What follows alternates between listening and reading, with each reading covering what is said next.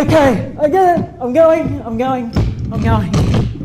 Too late to go back to sleep. It's time to trust my instincts.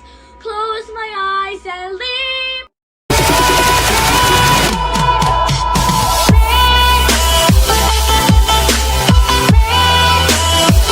asalaamu calaykum muuqaalkan gebi ahaanba waxaynu kusoo wada qaadan doonaa gabdho waana 3 dhacdo ha iloobin inaynu muuqaaladan aynu aad u soo koobnay hana iloobin muuqaalka inaad leegaraysid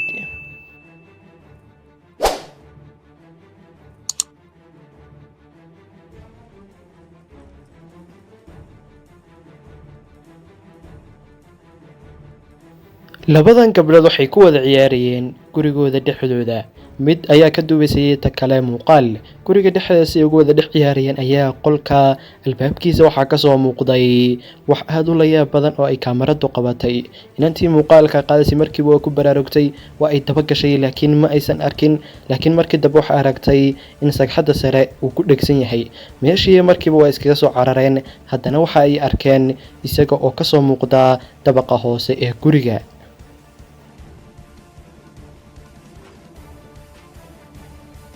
sidoo kale labada gabdhood gurigooda ayaa ay joogaan mid ka mid ah inanta yar ayaa heesisay laakiin cabaar kadib maxaa dhacay wax aad uga nixiyay ayaa dhacay Too late to go back to sleep. It's time to trust my instincts.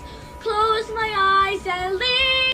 waxay ku baraarugtay in albaabka la soo furay kadib waa ay eegtay laakiin walaasheed heesihii ay iska sii wadatay kuma aysan baraarugin laakiin wax ka cabsi badan ayaaba dhacay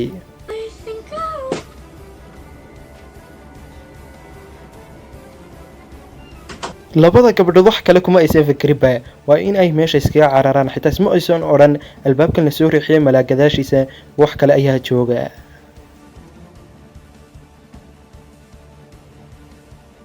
gabadhan Australian-ka waxay gashay qasri aad u weyn qasrigan Australia ku yaala waxa lahaan jirtay gabadh Catherine lagu magacaabo muddo ka hor 100 sano waxaana la sheegay gurigan in ay wax degan yihiin ama ruuxantii Catherine ay degan tahay waxa ay tiri hadalkan waa mid qalad ah waxa ayna tagtay meeshii laakiin waxa ay kala kulantay qasriga Catherine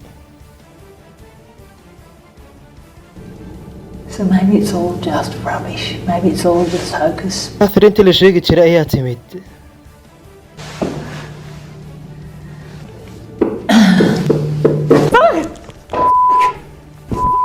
Okay, I get it. I'm going.